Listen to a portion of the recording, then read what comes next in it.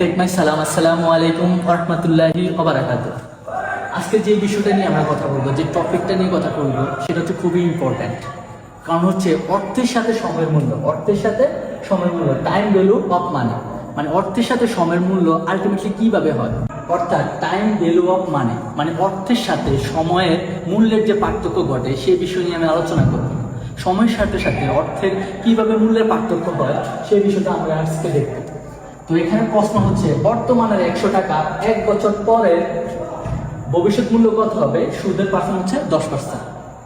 ঠিক আছে, তো এটা করতে হলে আমার ধরতে হচ্ছে একটা সূত্র আছে, যেমন FB = PB 1 + I/whole। এটার অর্থ হচ্ছে FB মানে হচ্ছে ফিউচার ভ্যালু, আর PB মানে হচ্ছে প্রেজেন্ট ভ্যালু। FB মানে হচ্ছে ফিউচার ভ্যালু। তো এখানে আমি যেটা করব সেটা হচ্ছে, আমার এখানে FB এর মানটা দেওয়া আছে, এটা আমার বের করতে হবে, মানে ভবিষ্যতের মানটা আমার বের করতে হবে। তো PB হচ্ছে আমার কি? Present value. প্রেজেন্ট ভ্যালু আছে আমার কত টাকা? 100 টাকা। তো এখানে আমি লিখব PB = 100। ওকে, আমার বাই করতে হবে কি? FB। FB মানে হচ্ছে ফিউচার ভ্যালু। তো ফিউচার ভ্যালু হচ্ছে FB = আমার বাই করতে যেতে হবে, তো এটা হচ্ছে হোয়াট, মানে আমি বাই করব হচ্ছে এটা। এবার আসি, এক যেটা সেটা আমার একই থাকবে। আয়ের যেটা, আয়ের মানটা হচ্ছে সুদের হার। তো সুদের হারে আমরা যখন শতকরা আকারে নেই তখন এটা 100 দিয়ে ভাগ করি। তার মানে আমি যদি আয়ের মানটা নেই, আয় = কত পার্সেন্ট? 10%। তো 10% যদি আমরা করি 100 দিয়ে ভাগ দিই, তাহলে আমার হচ্ছে 0.10 আসবে। ক্যালকুলেটরে চাপ দিলে বের হয়ে যাবে। এখন আসি n মানে হচ্ছে বছর। n মানে কি? বছর। তো n = 1 বছর, যেটা আমার কোথায় আছে? এখানে অলমোস্ট দেওয়া আছে, তার মানে আমার সবকিছু দেওয়া আছে। এখন আমি জাস্ট মানটা বসাবো।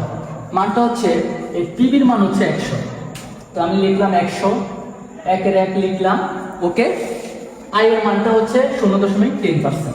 এখন আমি এটা লিখবো 0.10%। আর n এর যে মানটা, এই মানটা হচ্ছে 1 বছর, আমি এখানে 1 লিখে দিলাম। তারপরে আমি 100টা ঠিক রাখবো, এটার সাথে এটা আমি যোগ করব, এটার সাথে আমি কি করব? যোগ করব। এখন এটার সাথে এটা যখন আমি যোগ করব, তখন আমার আলটিমেটলি রেজাল্ট হবে 1 পয়েন্ট সাথে এটা যোগ করব। যোগ করে যখন আমি এটাকে 1 দিয়ে হ্যাক্স দিব, হ্যাক্স হচ্ছে এরকম, ক্যালকুলেটর ভাষা দেখবা এরকম আছে, এরকম একটা চিহ্ন আছে, এটাকে বলে হ্যাক্স। কি বলে এটাকে? হ্যাক্স। এটাকে কি চিহ্ন বলে? হ্যাক্স। তো আমি বলবো কি, এইটার সাথে এটা যোগ করে হ্যাক্স দিব কত? 1 দিলে আমার রেজাল্ট আসবে এইটা। ফর এক্সাম্পল, পরে এটা দিয়ে যখন আমি এটাকে গুণ করব, গুণ করলে আমার যে রেজাল্টটা আসবে সেটা হচ্ছে 110 আসবে। 110 আসবে। এখন হচ্ছে 100 টাকার 1 বছরের পরে হচ্ছে 110 টাকা ভ্যালু হয়, মানে অর্থের সাথে সময়ের মূল্যে পার্থক্য ঘটে। এখন তুমি যদি এখানে 1000 টাকা করো, 1 বছর পরে ভ্যালুটা তোমার কত আসছে তুমি এই সূত্র দিয়ে করতে পারবা। আবার 10,000 টাকা হইলেও করতে পারবা, 1 লক্ষ টাকা হইলেও করতে পারবা। আবার হচ্ছে তুমি কত বছর পরে চাচ্ছ সেটা এখান থেকে বছরটা চেঞ্জ করে দিলে, এন এর মানটা চেঞ্জ করে দিলে তোমার সবটা চলে আসবে। এবার বলো, এইটা নিয়ে কারো কোনো কনফিউশন বা হচ্ছে এই নিয়ে কোনো যদি কোনো কনফিউশন থেকে থাকে আমাকে বলতে পারো, আমি বুঝিয়ে দেবো।